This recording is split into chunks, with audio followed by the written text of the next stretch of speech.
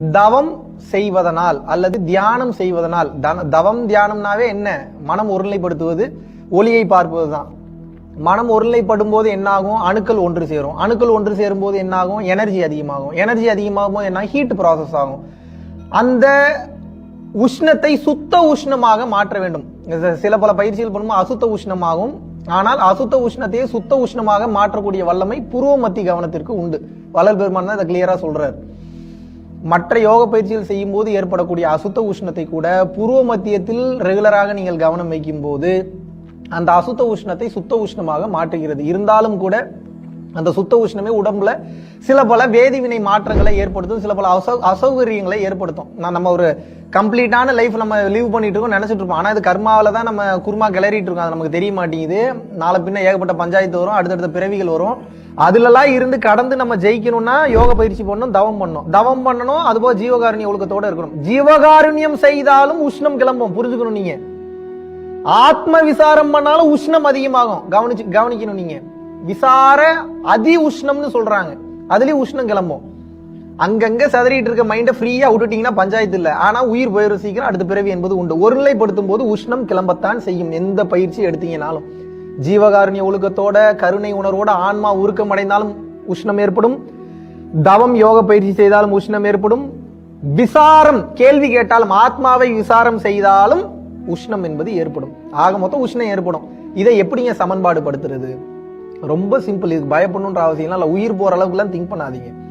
அது அறியாமையின் வெளிப்பாடு தான்.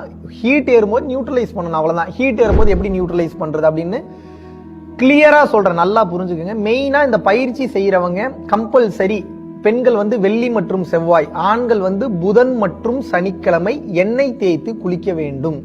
எண்ணெய் தேய்ச்சி குளிக்கும் போது ஒரு விஷயம் மெயினா சொல்றேன், பயிற்சி பண்றவங்களுக்கு மட்டும் நான் சொல்றேன். நார்மலா இருக்கிறவங்க உச்சியில எண்ணெய் வச்சுக்கோங்க, பிரச்சனை இல்லை. இந்த தவம் செய்யறவங்க யோக பயிற்சி செய்யறவங்க 3 விஷயம் பண்ணக்கூடாது. என்ன அப்படின்னா, உச்சந்தலைக்கு அழுத்தி எண்ணெய் வைக்க கூடாது. ஏன்னா நீ ஏத்தக்கூடிய ஹீட்டு புருவ மத்தியதெல்லாம் ஜோதியா தெரியும். புருவ மத்தியத்துல ஜோதியா தெரியும் போது உச்சந்தலையில அழுத்தி எண்ணெய் வச்சீங்கன்னா என்ன ஆகும்னா, இதான் உச்சினா இது குழந்தைக்கு அந்த உச்சி துடிக்கக்கூடிய இடம். அழுத்தி எண்ணெய் வச்சீங்கன்னா என்ன ஆகும்னா, ஹீட்டு பூரா கீழே இறங்கிடும். கீழே இருக்கக்கூடிய எனர்ஜி ஏத்தி தான் மேல கொண்டு போய் ஜோதியை பாக்குறீங்க. அதுதான் ஞானம், அதான் சித்தி, அதான் முத்தி, அதான் அத்தனை கர்ம சித்தி, யோக சித்தி, ஞான சித்தி, சர்வ சித்தி, அத்தனை சித்திகளையும் அழிக்க வல்லது அதான். அப்ப நீ அந்த ஹீட் இறங்கிட்டீங்கன்னா எப்படி உங்களுக்கு ஜோதி தெரியும்? பரஞ்சோதி மகான் வேதாத்ரி மகரிஷி ஆயாட்டாங்கன்னா முதல் சத்தியமே உச்சிக்கு எண்ணெய் வைக்க கூடாதுன்றதுதான். இப்ப நிறைய பேர் சரியா யோக பயிற்சி பண்றவங்களே உபதேசம் பண்றவங்களும் உச்சிக்கு எண்ணெய் வைக்க கூடாதுன்றத சொல்லி தரதுல. அதனால தயவு செய்து பரம்பொருள் யோகிகள் மட்டும் கிடையாது, வேற எந்த யோக பயிற்சி பண்றவங்களாக இருந்தாலும் உச்சிக்கு மட்டும் அழுத்தி எண்ணெய் வைக்காதீங்க. வச்சிங்கன்னா ஹீட்டு கீழே இறங்கிடும். ஹீட்டு கீழே இறங்கிடுச்சுன்னா மறுபடியும் ஜோதியை பார்ப்பது மிக மிக மிக கடினம். அப்ப என்னங்க, நான் எண்ணெயை வைக்க கூடாதான்னு கேட்டா அப்படி இல்லை. முடியில வச்சுக்கோங்க, மேலாப்புல வச்சுக்கோங்க. ஏன்னா நரைச்சிடக்கூடாது, வேற ஏதாவது பிரச்சனை வந்துடக்கூடாதுன்றக்க முடியில வச்சுக்கலாம். அழுத்தி அந்த நம்ம ஹெட் மசாஜ் பண்ணும்போது தலையில உச்சந்தலையில அழுத்தி வைப்பாங்க தெரியுமா? அப்படி நீங்க அழுத்தி வச்சீங்கன்னா ஜோதியை பார்க்க முடியாது. பல வருட தவமும் வீணாகி விடும். இதை ஃபர்ஸ்ட் பண்ணக்கூடாது. ரெண்டாவது என்ன பண்ணக்கூடாது அப்படின்னா, தவம் செய்யக்கூடிய யோகிகள் ரத்த தானம் செய்யக்கூடாது. நல்லா புரிஞ்சுங்க, இது கான்ட்ரோவர்ஷியலான விஷயம். நான் நார்மல் பீப்புளை ரத்த தானம் பண்ணாதீங்க அப்படின்னு நான் சொல்லல. தவம் செய்யக்கூடிய யோகிகள் நிச்சயமாக ரத்த தானம் செய்யக்கூடாது. சித்தர் பெருமக்களே சொல்லியிருக்காங்க. இது என்னுடைய கருத்து கிடையாது. காரணம் என்ன அப்படின்னா, தவம் செய்ய செய்ய பல வருட உழைப்பு சாதாரண விஷயமே கிடையாது. அது எல்லாமே அருளாக மாறி இருக்கும். உங்களுடைய நீங்க சேர்த்து வச்ச மொத்த எனர்ஜி வேஸ்டா போயிடும். அப்படியே நீங்க கொடுத்தீங்கன்னா உங்களுடைய உழைப்பிற்கு பலனே இல்லாம போயிடும். அதனால உங்களுக்கு ரத்த தானம் செய்யணும் அப்படின்ற விருப்பம் இருக்கு அப்படின்னா, உங்களுக்கு தெரிந்த உங்களுக்கு சொந்தக்காரங்களோ உங்களோட நண்பர்களே கூட்டிட்டு போய் ரத்த தானம் கொடுங்க. நீங்க தவம் பண்றீங்கன்னா புரிஞ்சுக்கிறவங்கள கூட்டு போங்க. 3வது விஷயம் பாத்தீங்கன்னா, தவத்தில் இருப்பவர்கள், தவம் யோகம் செய்பவர்களை எரிக்க கூடாது, அவர்களை சமாதி தான் வைக்க வேண்டும். வள்ளல் பெருமான் சொல்லியிருக்கிறாரு, மற்ற பல சித்தர்களும் சொல்லியிருக்காங்க. ஏன் எரிக்க கூடாது அப்படின்னா, பல்வேறு காரணங்கள் இருக்கு. இந்த காரணம்லாம் நான் சொன்னேன்னா ஏதோ பைத்தியாரம் வளர்றான்ற மாதிரி தான் இருக்கு. இப்போதைக்கு நீ தெரிஞ்சுக்க வேண்டியது என்ன, சமாதி வைக்கும் போது அந்த உடலுக்கும் அந்த உயிரிற்கும் ஒரு பெரிய கனெக்டிவிட்டி இருந்துகிட்டே இருக்கும். ரெயின்போ வாரியர்ஸ் ஆஃப் தி ரெயின்போன்னு சொல்லுவாங்க ஒரு சில வார்த்தையில். இந்த உலகம் அழிவு நிலைக்கு ஏற்படுத்தப்படும் போது, இறைவன் அனுகிரகம் செய்யும் போது அந்த ஆன்மாக்கள் தேவைப்படக்கூடிய உடலை எடுத்து இந்த உலகில் உள்ள மனிதர்கள் ஹெல்ப் பண்ணுன்னு சொல்லி ஒரு கூற்று இருக்கு. சித்தர் பெருமக்களோட கூற்று இருக்கு. ரெண்டாவது, சில பல யோகிகளோ சில பல தவத்தை அடைந்தவர்கள் அப்போது இறப்பு ஏற்பட்டாலும் கூட ஒரு சில அந்த ஆன்மா உண்மையாகவே கதரும் போது, ஒரு சில நல்ல நிலைகளை ஆவி உலகத்தில் அடையும் போது, இல்ல அவங்க தாய் தகப்பம் பண்ண புண்ணியம் அந்த ஆன்மாவிற்கு சேரும் போது, அந்த உடலின் மூலியமாக மறுபடியும் அந்த ஆன்மா வந்து நல்ல நிலையை மற்ற மனிதர்களுக்கு கொடுக்கும்ன்ற ஒரு கூற்றும் இருக்கு. ஏகப்பட்ட கூற்று இந்த மாதிரி இருக்கு. இப்ப நான் இதெல்லாம் சொன்னேன்னா உங்களுக்கு நம்ப முடியாதபடிதான் இருக்கும். மெயினா இப்போதைக்கு ஒண்ணு தெரிஞ்சுக்கங்க, யோகம் தவம் செய்பவர்களை எரிக்க கூடாது, சமாதிதான் வைக்க வேண்டும். வள்ளல் பெருமான் வந்து ஜென்ரலாவே யாரையும் எரிக்க கூடாதுன்னு தான் சொல்றாரு. பட் நீ அதை எப்படி கேட்க போறது கிடையாது.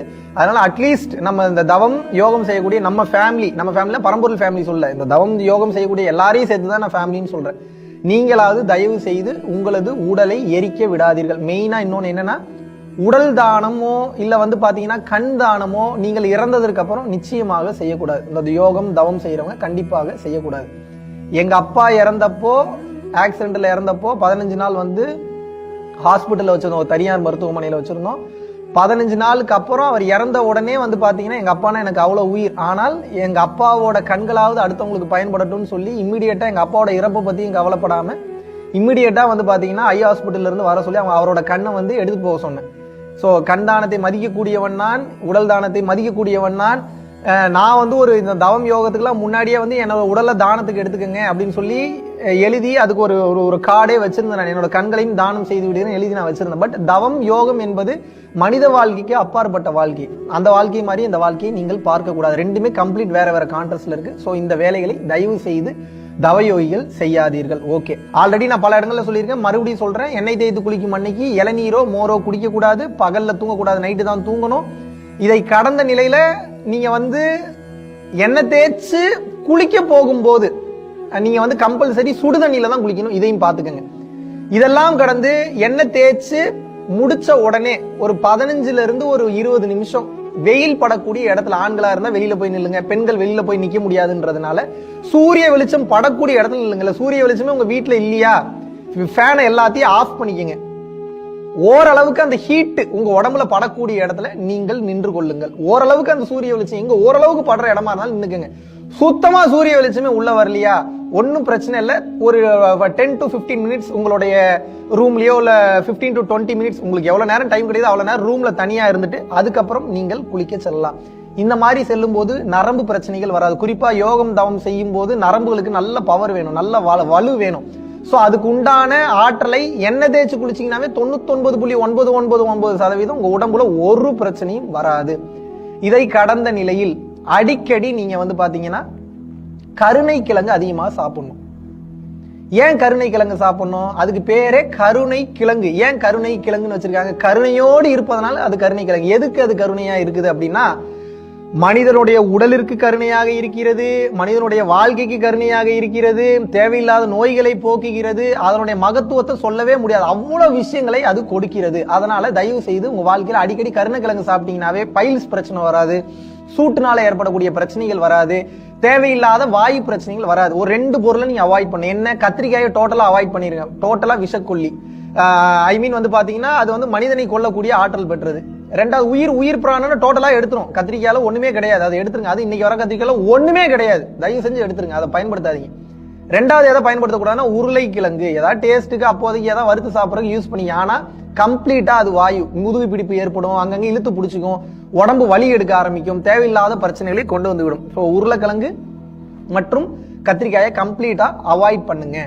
அதை கடந்த நிலையில வாய்ப்பு கிடைக்கும் போல வெண்பூசணி ஜூஸ் அடிக்கடி குடிச்சுக்கிட்டே வாங்க. வெண்பூசணியை ஜூஸா கலக்கி காலையில வெறும் வயிற்றுல குடிக்கலாம்.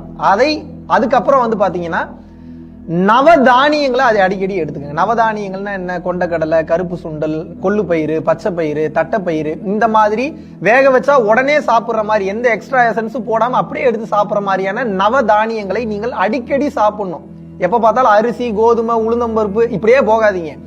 நவதானியங்கள் அதிகமாக சாப்பிடுவோம். நவதானியங்களும் நவ கிரகங்களோட தொடர்புடையது. ஒவ்வொரு கிரகத்துக்கும் ஒவ்வொரு நவதானியத்தோட தொடர்பு இருக்கு. சோ அந்த நவதானியங்கள் அதிகமாக சாப்பிடும் போது உங்க உடம்புல இருக்கக்கூடிய நவகிரக மாறுபாடுகள் இல்ல நவகிரக தோஷங்கள் ஏதாவது இருந்தாலும் இந்த நவதானியங்களை சாப்பிடும் போது அது அதனை நிவர்த்தி செய்துவிடும். சோ இதையும் நல்லா மைண்ட்ல வச்சுங்க. இதை கடந்த நிலையில வாய்ப்பு இருக்கும் போது carrot juice, beetroot juice, apple juice, இது மூணையும் அடிக்கடி குடிங்க. நீங்க கேரட், பீட்ரூட், ஆப்பிள், இது உங்களுக்கு ஈஸியா சொல்ல ABC ஞாபகம் வச்சுங்க. ABC என்ன? ஆப்பிள், பீட்ரூட், கேரட், இந்த மூணையும் டெய்லி குடிக்கணும்னு நான் சொல்ல. ஒரு வாரத்துல உங்களால எவ்வளவு அதிகமா குடிக்க முடியுமோ, எங்கேயா வெளியில போறீங்களா, ஒரு ஜூஸ் சாப்பிட போறீங்களா, கேரட் ஜூஸ் ஆர்டர் பண்ணி சாப்பிடுங்க. வீட்டுல சும்மா இருக்கீங்களா, ஏதாவது தாகம் எடுக்குதா, டக்குன்னு தண்ணி குடிக்காம தண்ணிக்கு பதிலாக ஒரு 5ல இருந்து ஒரு 10 நிமிஷம் டைம் எக்ஸ்ட்ரா எடுத்துக்கினா பீட்ரூட்டே ஜூஸா குடிக்கலாம். இந்த மாதிரி சாப்பிடுவோம், உடம்புல ஹீமோகுளோபின் லெவல் அதிகமாகும், தேவையற்ற பிரச்சனைகளை இது சரி செய்து விடும்.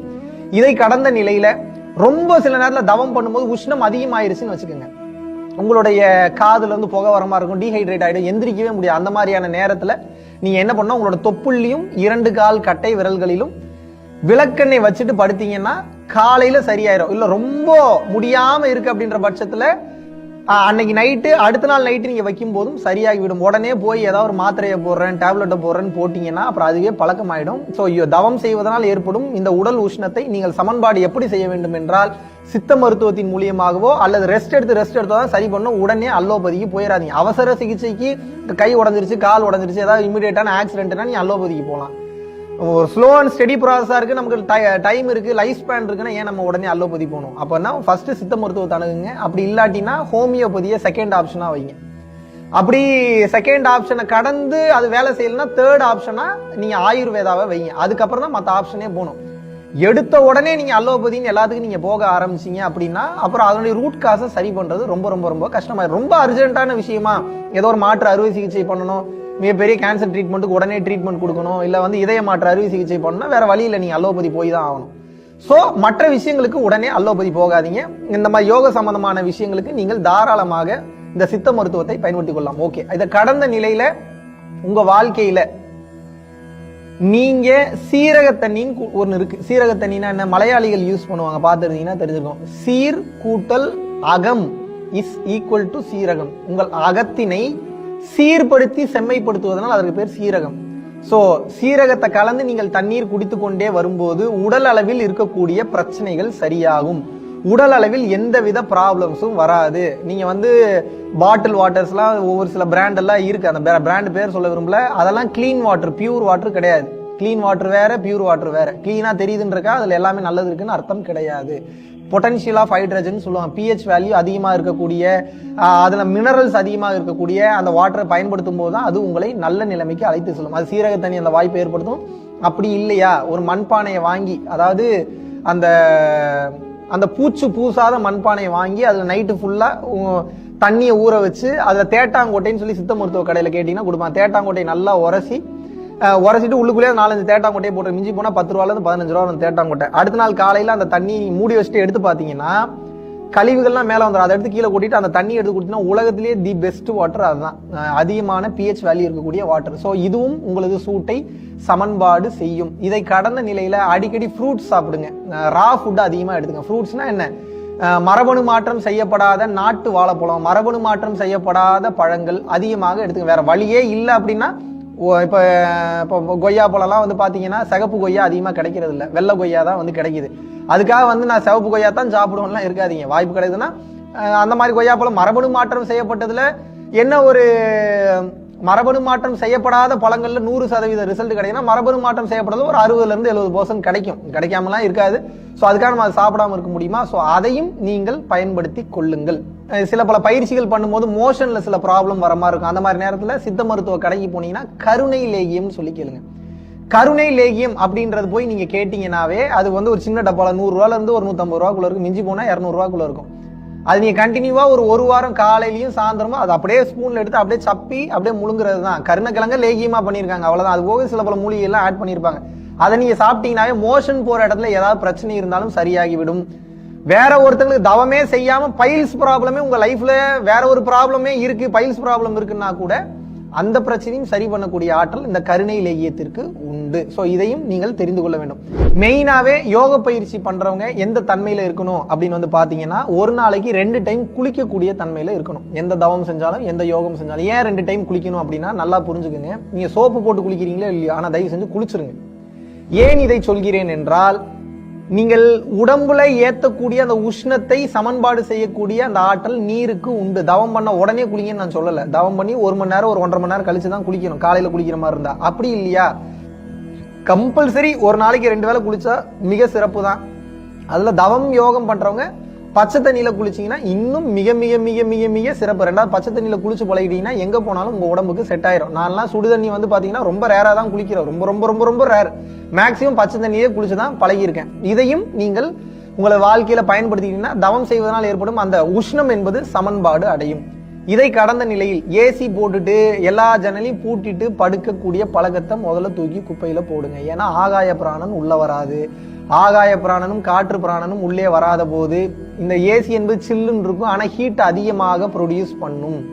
ஸோ அதனால கம்பல்சரி நீ ஏசி போட்டாலும் பரவாயில்ல, அது வெளியே போனாலும் பரவாயில்ல, எப்படி இருந்தாலும் ஏசி உள்ள சுத்தினாலும் ஒண்ணுதான், வெளியே போனாலும் ஒண்ணுதான். கதவை திறந்து வச்சுட்டு படுங்க. கதவை திறந்தா கொசு வந்துடும்னா கொசு வலை மாதிரி ஏதோ ஒன்று அடிச்சுக்குங்க, அதுக்குள்ள கொசு வராது. ஸோ அது வழியாக உங்களுக்கு ஆகாய பிராணன் என்பது கிடைத்துவிடும். நீங்க தூங்கும் போது எந்த தன்மையில தூங்குறீங்கன்றது தெரியாது, எவ்வளவு பாதிப்பு அதை ஏற்படுத்துதுன்றது தெரியாது.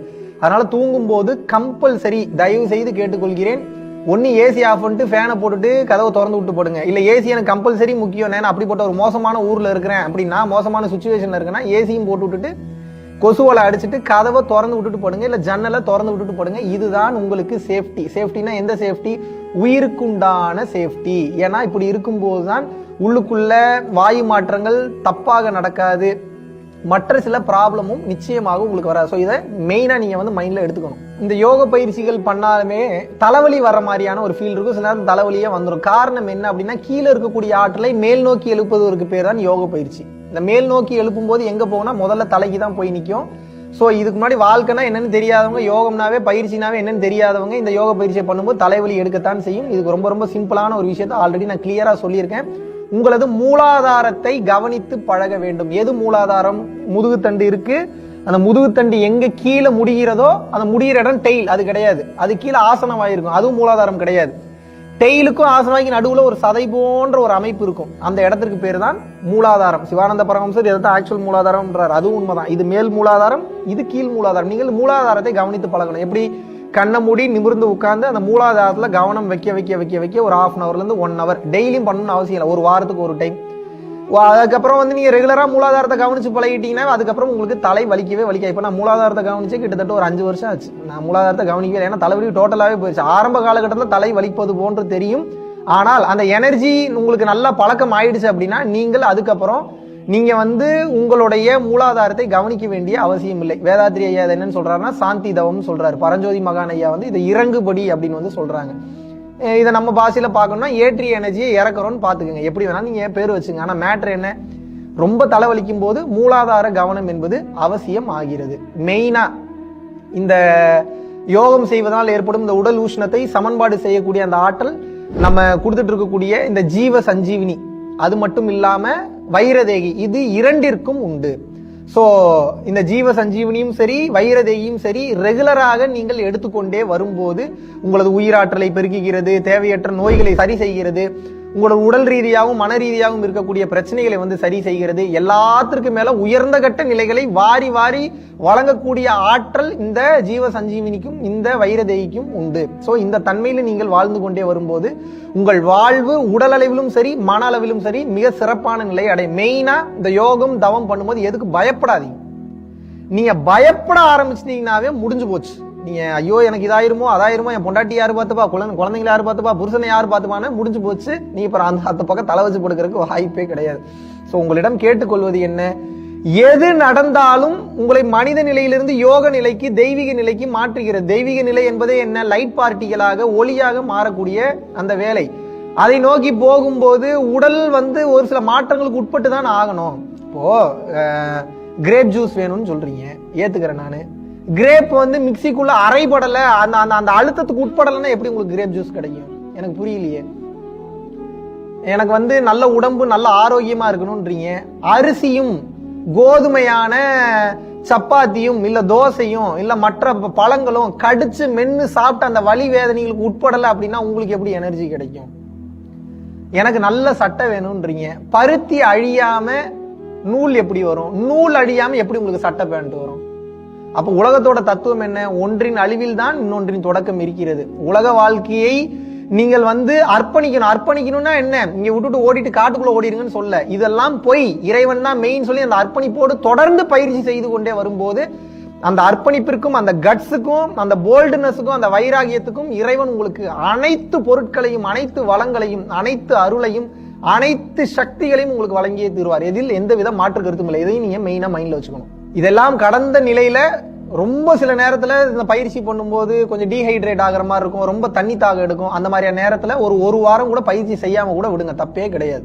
உடம்பு நல்லா இருக்குன்னா நீங்க டெய்லியும் பயிற்சி பண்ணலாம். உடம்பு நல்லா இல்லைன்னா என்ன, முதல்ல நல்லா ரெஸ்ட் எடுத்துட்டு நல்லா சாப்பிட்டு நல்லா தூங்கி நல்லா ரெஸ்ட் எடுங்க. இந்த ரெஸ்ட் எடுத்தீங்கன்னா தான் உடம்பு சரியாகும். இது எப்படி அப்படின்னா, நான் ஒரு அருவாள் செய்யணும்னு நினைக்கிறேன். அருவாள் செய்யணும்னு நினைக்கும் போது என்ன பண்ணணும், ஒரு இரும்பு இருக்கு, அதை முதல்ல நல்லா காய்ச்சினேன். நல்லா காய்ச்சி ஃபுல்லா காய்ச்சிட்டேன்னா என்ன ஆகும், உருகி ஓடிடும், அருவாள் செய்ய முடியாது. அப்ப முதல்ல நல்லா சூடு ஏற்றணும், அப்புறம் தண்ணியில கொஞ்ச நேரம் காய வைக்கணும், அப்புறம் தட்டணும், அப்புறம் மறுபடியும் நல்லா சூடு ஏற்றணும், மறுபடியும் தண்ணியில காய வைக்கணும், தட்டணும், அப்புறம் மறுபடியும் சூடு ஏற்றணும், மறுபடியும் தண்ணியில காய வைக்கணும், மறுபடியும் தட்டணும். இது போல கொஞ்சம் கொஞ்சமாக தான் அந்த ஷேப் கிடைக்கும். அதே தான் யோக வாழ்க்கைக்கும் தவ வாழ்க்கைக்கும். அப்ப நீங்க என்ன பண்ணணும், உடம்பில் உஷ்ணம் ஏற ஏற ரொம்ப உஷ்ணம் ஏத்தீங்கன்னா உருகி ஓடி போயிடும். பயப்படாதீங்க. எந்த சூழ்நிலையும் பொறுமை காத்து நீங்கள் பயணம் செய்ய வேண்டும். நல்லா முடியல சில நேரத்துல அப்படின்னா, சில நேரத்தில் நானே முடியாம படுத்துப்பேன், உடம்பெல்லாம் ஒரு மாதிரி சிவரிங்கா இருக்கிற மாதிரி. காரணம்னா உள்ளுக்குள்ள அந்த கெமிக்கல் ரியாக்ஷன் ஆல்கெமிக்கல் ப்ராசஸ் நடந்துட்டு இருக்குன்னு அர்த்தம். அதை நீங்க ஏத்துக்கணும். இதனாலதான் தீட்சை கொடுக்கறதுக்கு முன்னாடியே ஆன்லைன்லயும் சரி நம்ம நேரடி கிளாஸ்லயும் சரி இதுக்கெல்லாம் தயார் நிலையில இருக்கிறவங்க மட்டும் பயிற்சி வாங்கிக்கோங்க. அப்படி இல்லாட்டினா தயவு செய்து உங்களது இல்லத்திற்கு தாராளமாக நீங்கள் செல்லலாம். ஏன்னா சும்மா இருந்த சங்க ஊதிக்கு எடுக்கிற மாதிரி அப்புறம் தீட்சை கொடுத்தாச்சுன்னா அந்த இடம் ஆக்டிவேட் ஆயிடுச்சுன்னா பயிற்சி பண்ண ஆரம்பிச்சுன்னா இன்னும் பக்காவா வேலை செய்ய ஆரம்பிச்சிடும். இப்ப வேலை செய்ய ஆரம்பிக்கும் போது தகுதியான நபர்கள் இதுக்கு எனக்கு ஓகே, இந்த மாற்றத்தை நான் ஏத்துக்கிறவங்களுக்கு மட்டும்தான். இதனாலதான் நான் தீட்சை கொடுக்கறது, எல்லாத்துக்குமே தீட்சை கொடுப்பது கிடையாது. சோ இந்த உண்மையும் புரிந்து கொள்ளுங்க. இதை கடந்த நிலையில ரொம்ப முடியல அப்படின்னா, டீஹைட்ரேட் ஆச்சுன்னா நல்ல தண்ணி குடிங்க, நல்ல ஜூஸ் சாப்பிடுங்க, நல்லா சாப்பிடுங்க. ரொம்ப படபடப்பா பதட்டம் பயமா இருக்குன்னா நல்லா சாப்பிட்டு நல்லா தூங்கணும். சாப்பிட்டு தூங்கணும். இதுதான் ஒரே வழி. இதை விட்டுட்டு வேற ஏதாவது மருந்து சாப்பிட்டா சரியாயிருமா, அதை சாப்பிட்டா சரியாயிருமா, இதுக்கெல்லாம் மருந்து எங்கேயுமே கிடையாது. ஏன்னா உள்ளுக்குள் நடக்கக்கூடிய ஆல்கெமிக்கல் ப்ராசஸ்க்கு எங்க போய் நீங்க மருந்து நீங்க ரெடி பண்ணுவீங்க. இந்த தன்மையில் செயல்படும் போது உங்களது உடம்பு சமன்பாடு அடையும். ஹீட்டை ரொம்ப ஈஸியா நியூட்ரலைஸ் பண்ணலாம். ஹீட்டை ஒரு வருஷம் 2 வருஷம் நியூட்ரலைஸ் பண்ணி கத்துக்கிட்டீங்கன்னா அப்புறம் உங்க உடம்பு ஆட்டோமேட்டிக்காவே எந்த எக்ஸ்டர்னல் பொருளே இல்லாம ஆட்டோமேட்டிக்காவே அந்த தன்மைக்கு சென்று விடும். மெயினா உங்க சாப்பாட்டுல டெய்லி நெய் சேர்த்து சாப்பிட்டுட்டு வாங்க.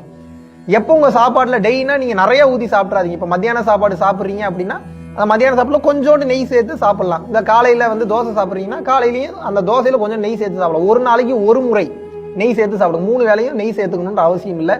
நிறைய நெய் சேர்த்துக்காதீங்க. ஏகப்பட்ட நெய் சேர்த்துக்கிட்டீங்கனாலும் இது தேவையில்லாத பிரச்சனைகளை உங்க உடல் அளவில் ஏற்படுத்தும். ஒரு நாளைக்கு ஒரு வேளை கொஞ்சோண்டு நெய் உங்க உடம்பில் சேர்த்து சாப்பிட்டு கொண்டே வரும்போது இந்த உஷ்ணம் என்பது கம்ப்ளீட்டா உங்களது கண்ட்ரோலிற்கு வந்துவிடும்.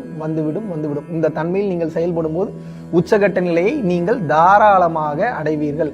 சோ ஒரு சில பேருக்கு டவுட் இருக்கும், வள்ளல் பெருமான் நெய் சாப்பிடக்கூடாதுன்னு இருக்கிறாரு, அவர் ஏன் என்ன காரணத்தினால சொன்னாரு? இப்ப வள்ளல் பெருமான் சொன்னா எல்லாத்தையும் இன்னைக்கு நீங்க ஃபாலோ பண்ணக்கூடிய தன்மையில இன்னைக்கு இந்த உலகம் இல்ல.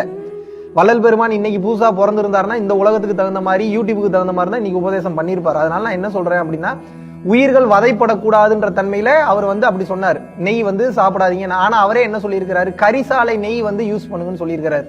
இப்ப நெய்யே சாப்பிடக்கூடாதுன்னு அதுல மட்டும் ஏன் நெய்யை யூஸ் பண்ண சொல்றாரு?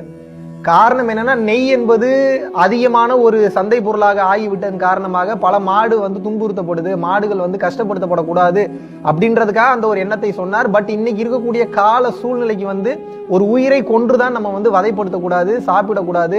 அந்த நான்வெஜ்ன்றது தன்மையை தயவு செஞ்சு கம்ப்ளீட்டா அவாய்ட் பண்ணணும் அப்படின்ற தன்மையினாலதான் அது ஒரு உபதேசம் பண்ணிட்டு போனார். சோ இப்போதைக்கு நீங்க உடல் உஷ்ணத்தை கண்ட்ரோல் பண்ணணும், மற்ற விஷயங்களை பண்ணணும் அப்படின்னா டெய்லியும் கம்பல்சரி இளநீர் குடிங்க, நெய் சேர்த்து சாப்பிடுங்க. இளநீர் எப்ப குடிக்கணும்? வெறும் வயிற்றுல குடிக்கக்கூடாது. காலையில வெறும் வயிற்றுல நீங்க இளநீர் குடிச்சீங்கன்னா ஆசிட் ஃபார்ம் ஆகிடும், அல்சர் வந்துடும். மத்தியானத்துக்கு மேலதான் இளநீர் சாப்பிடணும். 5 மணிக்கு மேல இளநீர் சாப்பிடக்கூடாது. சாப்பிட்டுட்டு ஒரு 1.5 மணி நேரம் கழிச்சு இளநீர் குடிங்க. மெதுவா உமிழ்நீரோட கலந்து முழுங்குற மாதிரி குடிங்க. அதை கடந்த நிலையில சப்போஸ் இளநீர் கிடைக்கல, இளநீர் உங்களால அஃபோர்ட் பண்ண முடியல அப்படின்னா மோர் குடிக்கலாம். மோர் நீங்க குடிச்சாலும் டெய்லி மோர் குடிக்கும் போது உங்களது உடலின் உஷ்ணம் என்பது சமன்பாடு அடையும். சோ இதை நீங்க ரெகுலரா ஃபாலோ பண்ணிட்டு வரும்போது உங்களுக்கு வேணும் என்கின்ற அனைத்தையும் இறைவன் உங்களுக்கு வழங்குவார். இதை கடந்த நிலையில் யோகத்திலும் உயர்ந்த நிலை அடைவீர்கள். யோகத்திலும் தவத்திலும் உயர்ந்த நிலை அடைய உடல் உஷ்ணத்தையும் நீங்கள் மிக எளிமையாக சமன்பாடு செய்து விடுவீர்கள். சோ உங்க வாழ்க்கையில எந்த சூழ்நிலையிலையும் தவத்தை ரெகுலரா பண்ணுங்க. ரொம்ப முடியலன்னா ரெஸ்ட் எடுத்து பண்ணுங்க. முடிஞ்ச அளவுக்கு உங்க வாழ்க்கையில ஜீவகாருண்ய ஒழுக்கத்தோட செயல்படுங்க. இந்த உஷ்ணம் ஏறினால்தான் கர்ம பதிவுகள் அழியும். இந்த சுத்த உஷ்ணம் ஏற ஏற கர்மப்பதிகள் அழிய பிறவி இல்லா பெருவாழ்விற்கு 100% நீங்கள் செல்வீர்கள் என்பதில் எல்லளவு மையமில்லை. ஸோ தொடர்ந்து இதை பிராக்டிஸ் பண்ணுங்க. இதை நீங்க ரெகுலரா நீங்க உங்க லைஃப்ல ஃபாலோ பண்ணிட்டு வரீங்கன்னாவே உடல் உஷ்ணத்தை பற்றி நீங்கள் கவலைப்படணுன்ற அவசியமே இல்லை. மெயினா பயப்படாதீங்க, ஒன்னும் ஆகாது. ஹீட் ஏறிச்சுன்னா என்ன பண்ணணும், ஹீட்டை நியூட்ரலைஸ் பண்ணணும், அவ்வளவுதான் மேட்டர். ரொம்ப போட்டு குழப்பிக்காதீங்க. இறைவன் உங்களுக்கு அதுக்கு உண்டான ஆற்றலையும் அதுக்கு உண்டான சூழ்நிலையும் ஏற்படுத்தி கொடுக்கட்டும். நன்றி, வணக்கம்.